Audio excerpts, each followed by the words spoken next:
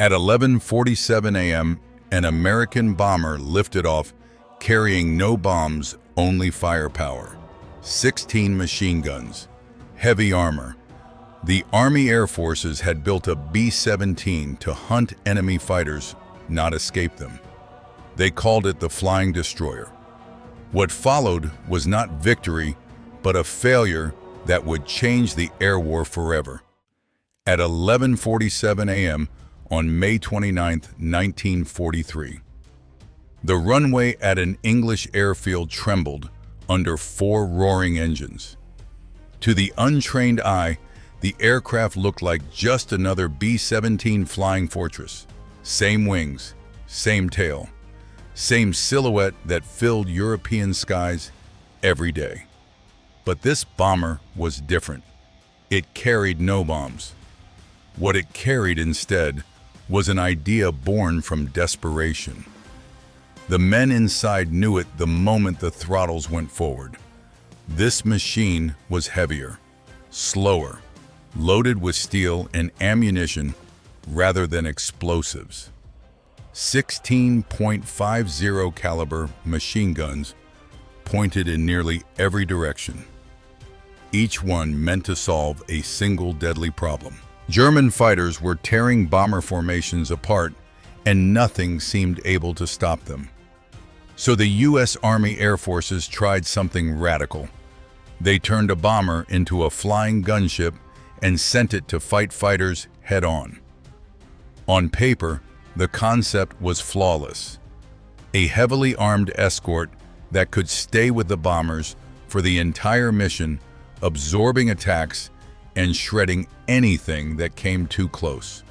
No fuel limits, no turning back at the coast, just overwhelming defensive firepower. Engineers called it the YB-40. Crews called it the Flying Destroyer. Command hoped it would save the daylight bombing campaign from collapse. But war does not care about paper plans. Physics does not negotiate. And within hours of leaving the ground, this aircraft would reveal a truth the Air Force was not ready to face.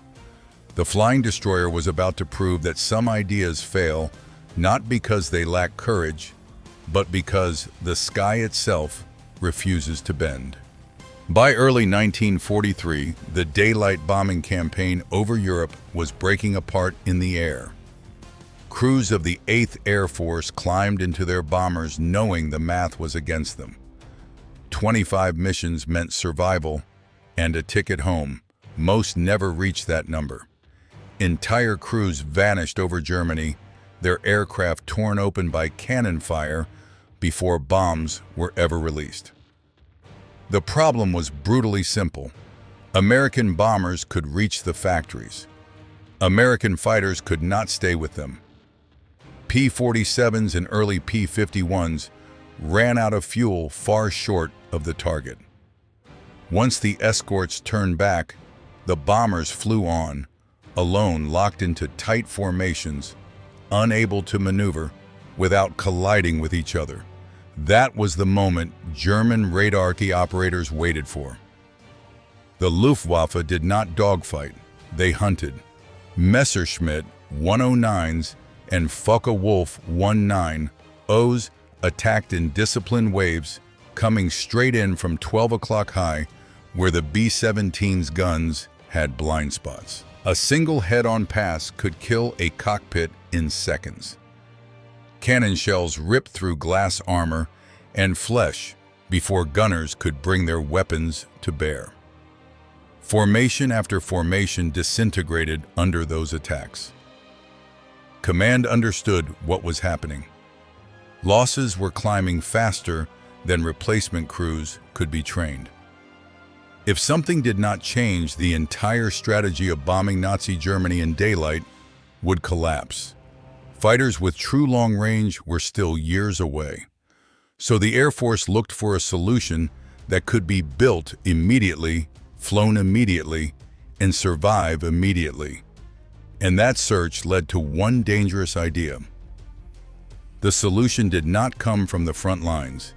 It came from drafting tables and briefing rooms, far from combat, where engineers and planners stared at loss reports piling higher every week. If fighters could not escort bombers all the way to the target, then the bombers would have to escort themselves. It was a reversal of everything air combat doctrine believed in, but desperation has a way of rewriting rules. At Wright Field, the idea took physical form. Engineers were ordered to take a standard B-17 Flying Fortress and strip it of its bombs. The empty space would not be wasted. It would be filled with ammunition, thousands of rounds, enough firepower to turn a bomber into a moving wall of bullets. This aircraft would not evade fighters. It would challenge them. The mission profile was clear and unforgiving. The new aircraft would fly with the formation from takeoff to landing. It would sit on the edges where attacks were heaviest, absorbing the first blows and breaking up enemy assaults before they reached the bomb-laden bombers. It would not drop payloads or race home early. It would stay until the last bomber turned back toward England. They named the project YB-40. Officially, it was a test aircraft. Unofficially, it was a gamble with lives and resources. If it worked, bomber crews might finally have a shield in the sky. If it failed, the Air Force would learn that even the Flying Fortress had limits, and soon those limits would be tested under fire. The orders went to Douglas Aircraft Company in early 1943, and the instructions were blunt. Take a B-17 and make it the most heavily armed bomber ever built. Speed was secondary. Bombs were irrelevant. Firepower was everything. Engineers began by tearing the aircraft apart from the inside. The bomb bay was stripped clean and converted into an ammunition vault. Over 11,000 rounds of .50 caliber ammunition were packed into the fuselage, feeding guns that now covered nearly every approach angle. A brand new powered chin turret was mounted under the nose to counter deadly head-on attacks. A second dorsal turret was installed behind the cockpit. Waist guns were doubled. Cheek guns reinforced the nose. The tail received the redesigned Cheyenne turret, giving the rear gunner better visibility and protection. Armor plating followed. Steel was wrapped around gun positions, bulkheads were reinforced, and turret glass was thickened. The Flying Fortress was no longer just a bomber. It was becoming a flying tank. By the time the modifications were complete, the aircraft carried 16.50 caliber machine guns and weighed more than 4,000 pounds, heavier than a standard B-17. On the ground, the result looked unstoppable. Crews stared at it in awe. Gunners smiled at the overlapping fields of fire. Pilots admired the promise of protection it seemed to offer. On paper, the YB-40 was everything the 8th Air Force needed. But the sky does not reward firepower alone. Soon, gravity drag and fuel consumption would pass judgment on the flying destroyer. In April 1943, the first YB-40s arrived in England and were assigned to the 92nd Bomb Group at RAFO Alconbury. On the hard stand, they drew a crowd. At a distance, the aircraft still looked like a familiar flying fortress. Up close, it felt different. Heavier, meaner, bristling with metal and intention. Crews walked slow circles around it, counting gun barrels, touching armor plates, imagining what it might be like when fighters came screaming in. Captain James Hartwell and his crew were among the first selected to fly it in combat. Hartwell had already survived 42 missions, more than most men would ever see. He trusted the B-17, but this machine made him uneasy. The control yoke felt stiff during ground checks. The engines ran hotter than normal. Even before takeoff, the weight was impossible to ignore. This aircraft was built to fight, but it was also built heavy. The briefing officer spoke carefully. This was a test, a historic experiment. The YB-40S would fly alongside standard bombers positioned where attacks were most likely. They were not to chase fighters or break formation. Their job was simple and dangerous. Stay close, draw fire, shoot back harder than anything in the sky. Among the gunners, optimism was easier to find. From their positions, the flying destroyer felt invincible. Overlapping fields of fire promised protection no bomber had ever known. If German fighters wanted a kill, they would have to fly straight into hell. What no one could yet answer was whether this aircraft could stay where it was needed most. The first mission would decide that question not in theory, but under combat conditions. Takeoff and the weight of reality. The engines came alive in the early afternoon, their rumble rolling across the field like distant thunder. Hartwell eased the throttles forward and felt it immediately. The aircraft did not surge. It hesitated. The YB-40 gathered speed slowly as if reluctant to leave the ground. The runway disappeared beneath the nose far later than it should have. And when the wheels finally lifted, the climb was shallow and strained. Inside the cockpit, the controls felt heavy, almost stubborn. Every correction demanded more pressure. Every degree of climb came at the cost of rising engine temperatures. This was not the smooth, steady ascent Hartwell knew from dozens of missions. This aircraft fought the air just to gain altitude.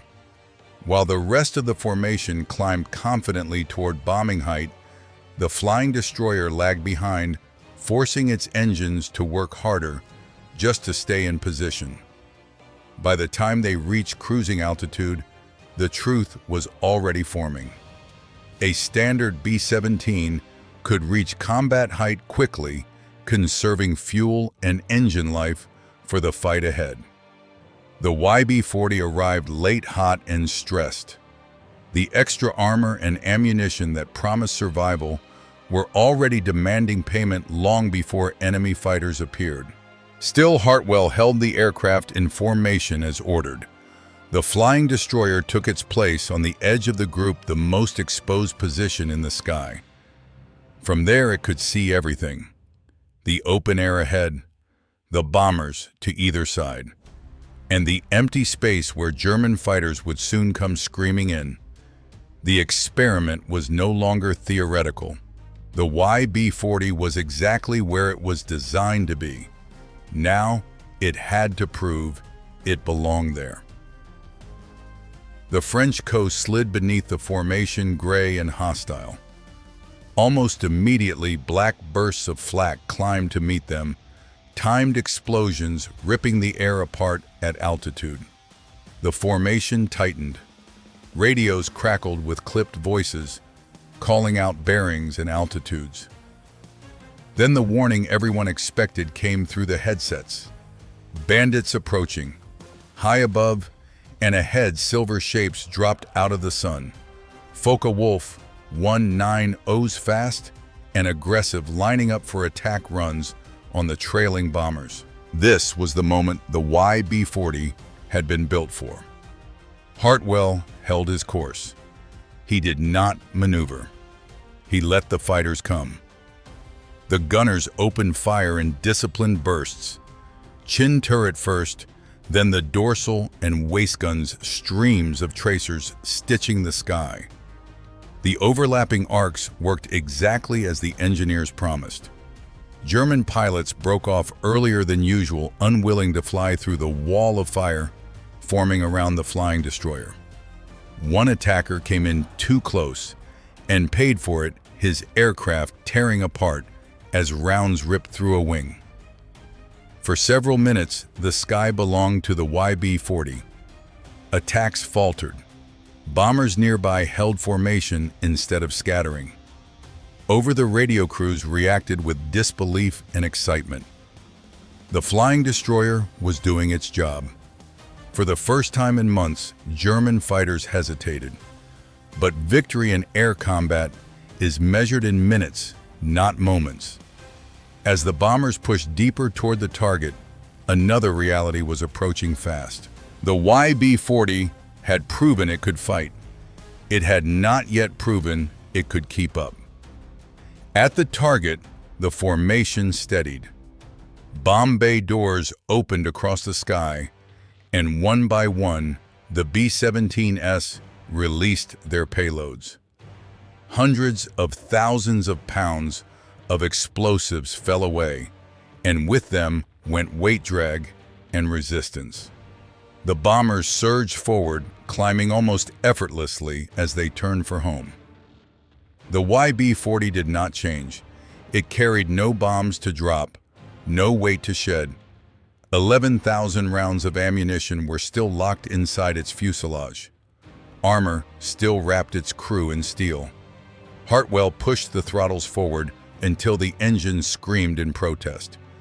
Gauges crept into the red.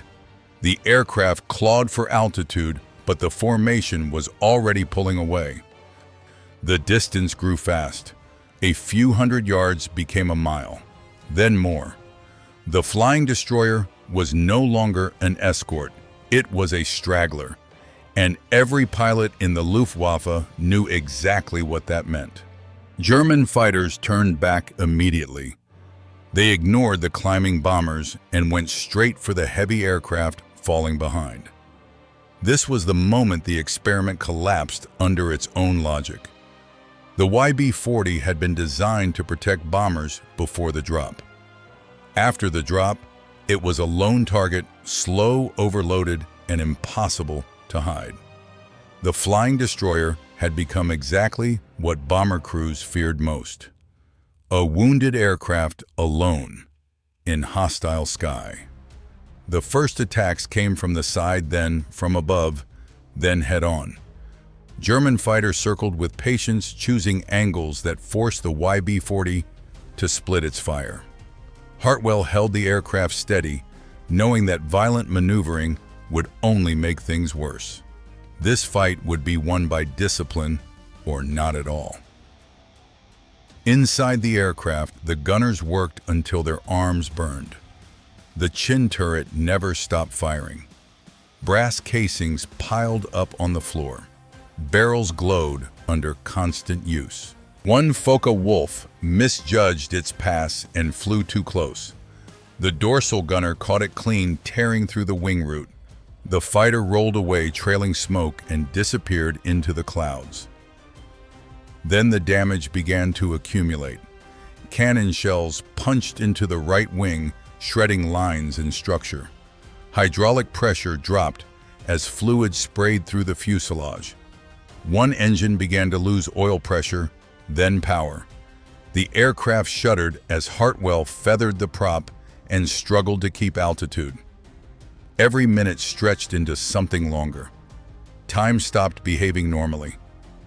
For 90 brutal minutes, the YB-40 fought alone. No formation, no escorts, just a heavy aircraft refusing to die. When the English coast finally appeared through the haze, the crew did not cheer. They were too tired. They crossed the channel on damaged wings and 3 engines carrying a machine that had done everything it was asked to do except the one thing that mattered most: stay with the bombers. The landing was hard and fast. Tires screamed against the runway as the damaged aircraft finally gave up its fight with the air. When the engine shut down, the silence felt unnatural. The crew sat still for a moment, hands shaking, ears ringing, staring at an aircraft that looked like it had been clawed apart and stitched back together by force of will alone. On the hard stand, officers waited as the men climbed out. Bullet holes scarred the wings. Gun barrels were burned dark from sustained fire. Oil streaked the fuselage. This was not the image of a triumphant new weapon. It was evidence. clear and undeniable. The question came quickly and without ceremony. Could it do the job? Hartwell did not hesitate. He had seen the truth at altitude, felt it in the controls, watched the formation pull away. The YB-40 could fight, it could survive, but it could not escort, not after bombs were dropped, not when speed and climb mattered most. With that assessment, the future of the flying destroyer was sealed. The idea had reached the sky and failed the final test. Not because the men lacked courage, not because the guns lacked power, but because weight drag and physics had rendered the concept impossible. The bomber that tried to become a fighter had proven one hard lesson. In air war, firepower means nothing if you cannot stay in the fight. The Air Force did not cancel the program immediately. For weeks, engineers and commanders searched for a way to save it. New formations were tested. YB-40 were paired together. Some crews were ordered to fly closer to the center of the bomber stream instead of the edges. Others experimented with dumping ammunition mid-flight to reduce weight. None of it changed the outcome. Every mission ended the same way. Once the bombs were gone, the flying destroyers fell behind. Combat reports told a consistent story. The YB-40 performed well during the inbound leg when formations were heavy and slow. Its firepower disrupted attacks and forced German pilots to brake early. But air combat is not static. The moment speed and climb became decisive, the aircraft turned from protector into liability. What it gained in guns, it lost in performance. Yet buried inside those same reports was something unexpected. Every time German fighters attempted head-on attacks, the YB-40 survived. The new chin turret eliminated the most dangerous blind spot on the B-17. Pilots who once charged straight through the nose now broke off under concentrated fire. The data was impossible to ignore.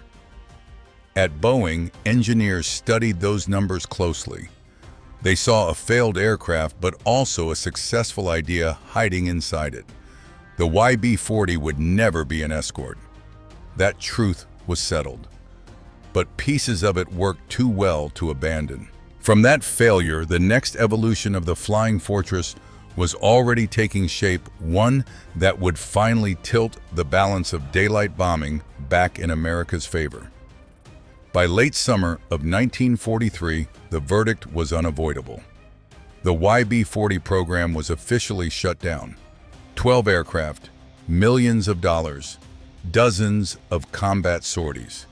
In every measurable category, it had failed at its primary mission. It could not escort bombers home. It could not stay with the formation, and it could not survive modern air combat once speed became the deciding factor. But the Air Force did not treat the YB-40 as a dead end. Engineers and analysts pored over every combat report, every gun camera frame, every damage diagram. They stopped asking why the aircraft failed and started asking where it succeeded. The answer was clear and consistent. Whenever German fighters attacked head-on, the YB-40 lived. The chin turret eliminated the single most lethal vulnerability in the B-17's design. This realization changed the conversation completely. The problem had never been firepower itself. The problem was trying to turn a bomber into something it was never meant to be. The YB-40 proved that adding too much weight destroyed performance, but it also proved that targeted defensive improvements could radically increase survival without breaking the aircraft.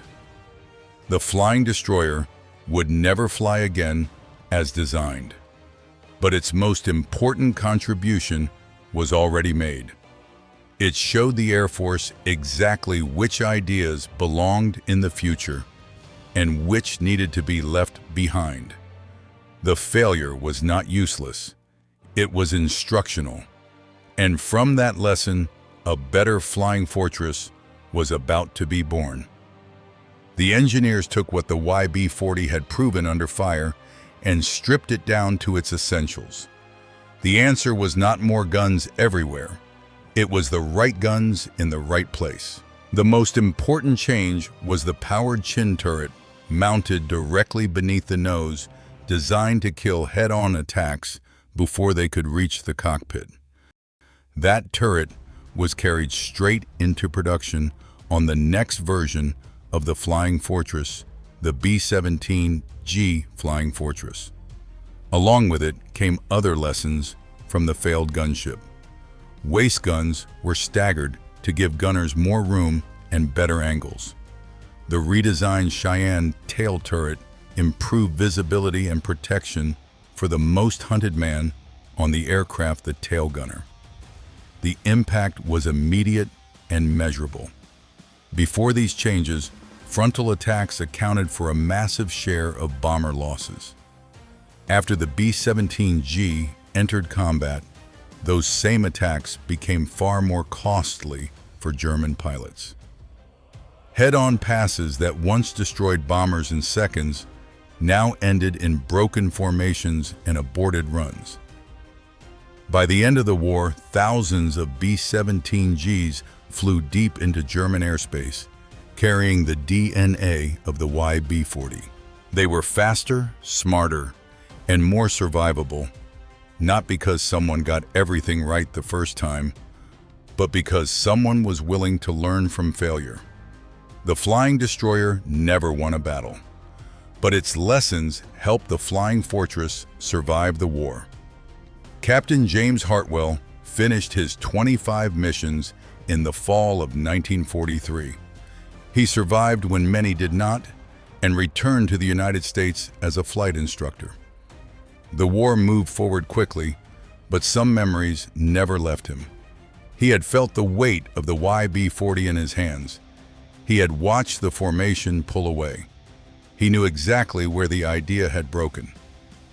In the spring of 1944, Hartwell stood on a stateside training base as brand new B-17Gs rolled onto the ramp. Fresh crews gathered around them, pointing at the chin turret, asking questions, laughing with the confidence of men who had not yet seen combat. Hartwell listened quietly. He recognized the shape immediately. He knew where it came from. When someone asked why the bomber carried a gun under its nose, Hartwell gave a small smile. He told them it was born from an experiment that did not work. A bomber that tried to do too much and paid the price in the sky. Most of the young men laughed, assuming it was a story exaggerated by time. Hartwell did not correct them. He knew the truth was heavier than words. He had flown the failure so they could fly the fix. And as those crews climbed aboard aircraft that were finally built to survive, he understood something few people ever do. Sometimes the most important contribution is not the victory you fly home with, but the mistake you live long enough to learn from. The YB-40 never earned a victory tally. It never changed the course of a single mission on its own. It could not keep formation, could not escort bombers home, and couldn't survive the realities of speed drag and fuel. In the official records, it stands as a failure. An aircraft that asked too much of physics and paid the price in the sky. Yet war is not shaped only by what succeeds. It is shaped by what breaks under pressure and reveals the truth. The YB-40 showed the limits of brute force in the air. It proved that armor and guns alone could not solve a tactical problem rooted in performance. But it also exposed exactly where American bombers were dying and how to stop it. Every chin turret mounted on a B-17G carried that lesson forward. Every staggered waist gun, every improved tail position was a direct response to what the flying destroyer taught under fire. Crews who would have died in head-on attacks lived because someone was willing to test a bad idea honestly and learn from it without pride. By the end of the war, thousands of flying fortresses crossed hostile skies with defenses refined by failure. Their crews rarely knew the name YB-40. They did not need to. Its legacy was already working for them every time a German fighter broke off an attack and turned away.